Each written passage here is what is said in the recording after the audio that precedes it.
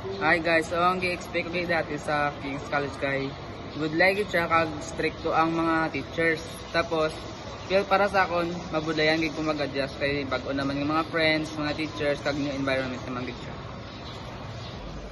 So to nag-start na ko school diri sa King's College sa Bisulan, nabalaan ko nga hindi magikayo stricto ang mga teachers kag approachable man sila kag ready sila magbulig sa kung ano ang kinahanglan naton sa ilang mga subjects.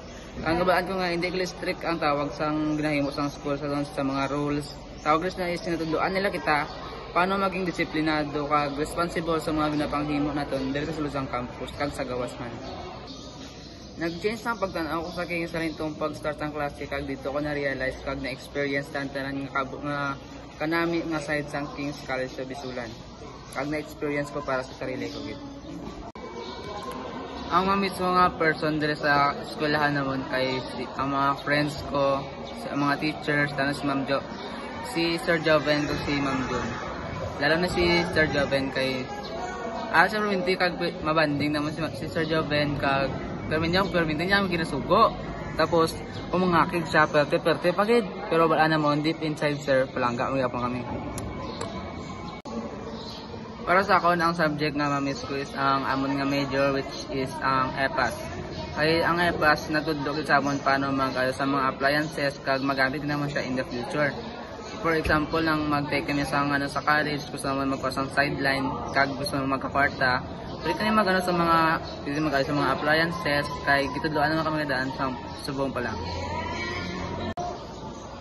Kaya sa place naman is probably ang classroom namon kay dito damdam sa memories nga nahimo kag natabo. Tapos dito man kami naging close ang ACADS. Tapos our next na place is ang room naman sa major kay dito kami nakatuo man kaya sa mga appliances.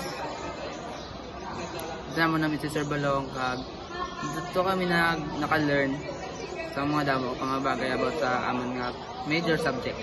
Sa ako nang mamiss ko nga experience diri sa King's College sa Bisulan kay kung paglakat naman sa Lake Cebu, pag camp naman dito, kag paglakat naman sa Sipaka kay first time ko naglakad sa Sipaka kag na-enjoy ko dito siya. Tapos next is probably ang JS. Itong JS ang senior high kag junior high. Dito it's a first time ko yapon sa experience kag I really had a great night. Sa mga students dira nga mag-turn na sa junior high o mag-senior high na nga undecided pa sa school nga kuhaon nila, I highly recommend King's College of Bisulan. Kay dire hindi lang sila nag-focus sa academic maka-learn kami nga po about sa words ng Ginoo kag kung gaano siya kamaayo sa tanan. Kag dire nilulaan nila paano maging disiplinado kag responsible sa mga actions nga ginahimo naton. Kag nilulaan nila ta nga tanan nga ginahimo naton mayara gyud sang consequences.